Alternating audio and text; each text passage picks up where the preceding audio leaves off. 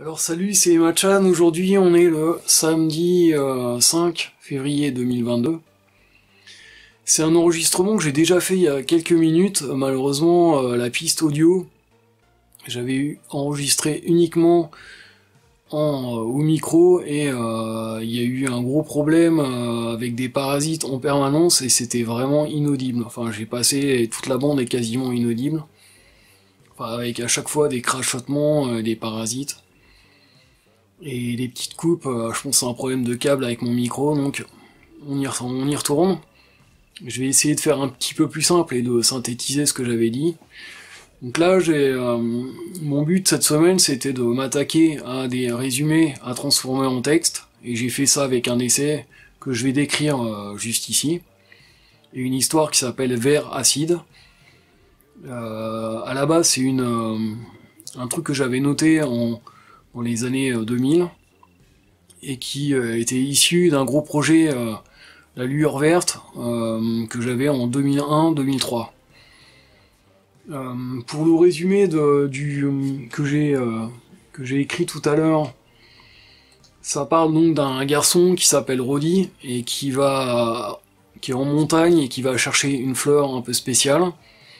À partir du moment où il l'accueille, elle se met à dégager une lueur verte, type radioactive, enfin vraiment instable, qui grandit, à fur et à mesure que le temps passe. Cette fleur spéciale, absorbée par son ami qui est malade, pourrait la sauver, mais vu que ce pouvoir qui se dégage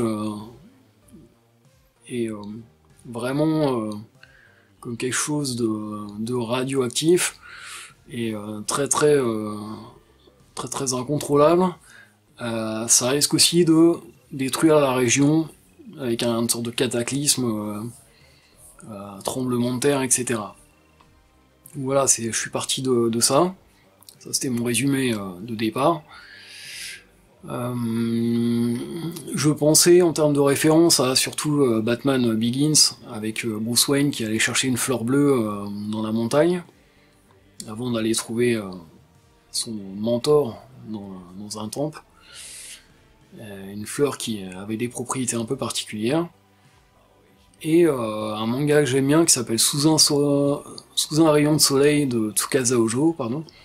Et où on associe vraiment le côté personnage malade et les plantes qui peuvent dégager une certaine énergie et pouvoir communiquer avec elles, et la guérison aussi.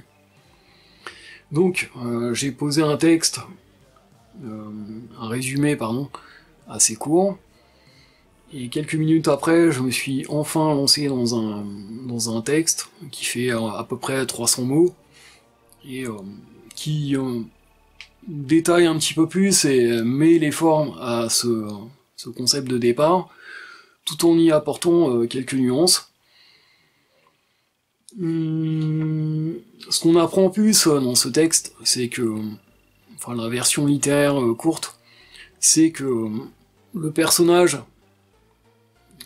déjà est pris par le temps parce que la fleur est vraiment sur le point d'imploser d'une certaine manière.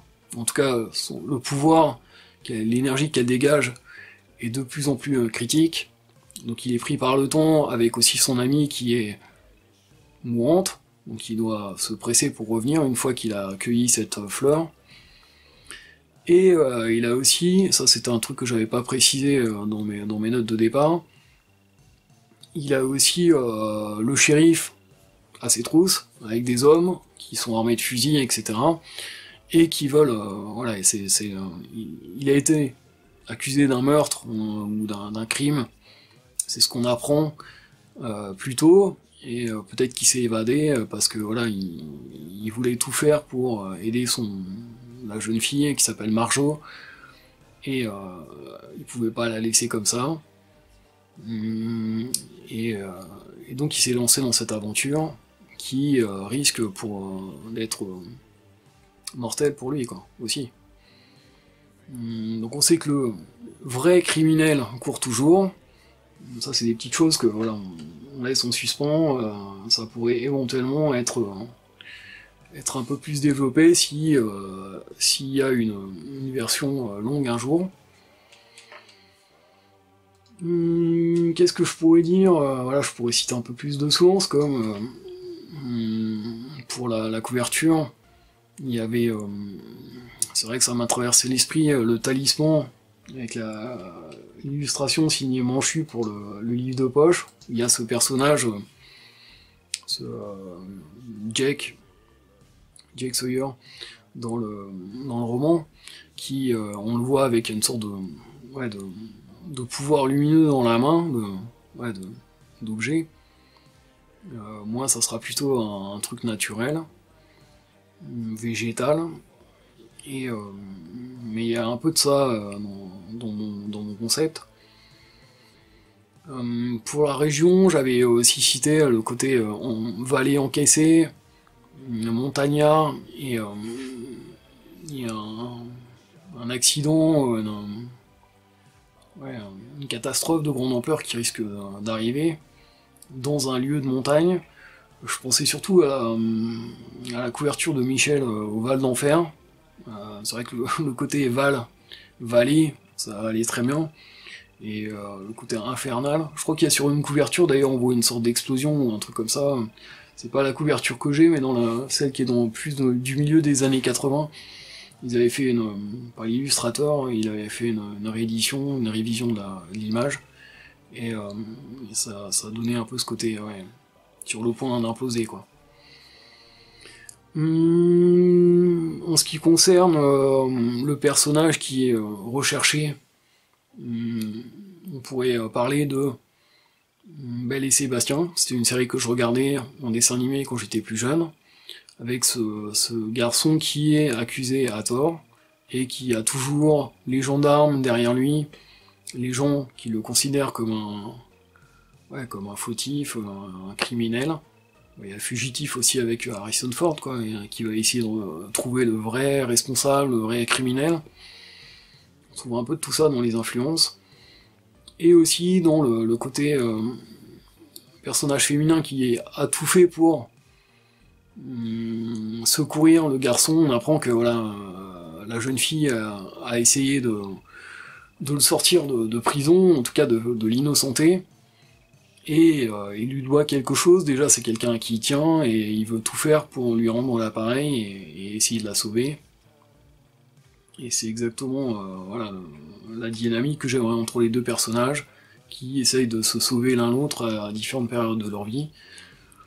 Je vais parler juste quelques mots, je l'ai déjà dit tout à l'heure dans la version qui ne sera jamais dévoilée, mais toute cette semaine, j'ai vraiment été hyper tendu. Mon archive, je l'avais sélectionné en début de semaine, lundi.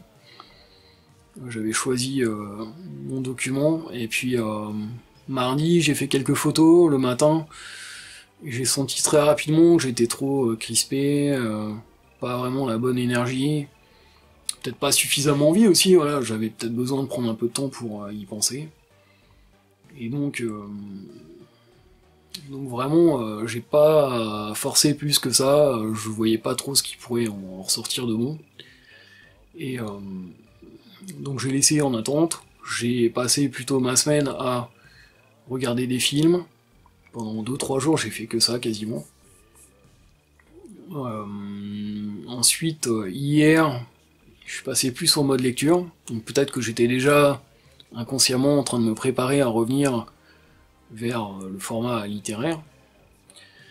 Et j'ai lu un Agatha Christie, La fête du potiron, et puis là j'étais dans un roman qui s'appelle Le Cri, et qui est plutôt bien, que j'ai quasiment terminé. Et voilà. Et ce matin, je me sentais vraiment toujours crispé, angoissé, stressé par l'enjeu, quoi. Ça, c'est vraiment une étape, le fait de transposer un concept, un résumé, un script en version littéraire sur laquelle j'ai toujours buté quand j'étais jeune, et non. je me disais, ah, j'ai pas envie de reproduire les mêmes erreurs, enfin, il y avait vraiment un côté difficulté derrière et trucs qui te nouent l'estomac, et je savais que ça serait pas forcément mon meilleur travail. J'ai même failli complètement changer, j'étais vraiment en doute et j'ai failli complètement changer de, de documents, manuscrits, d'archives en cours de route.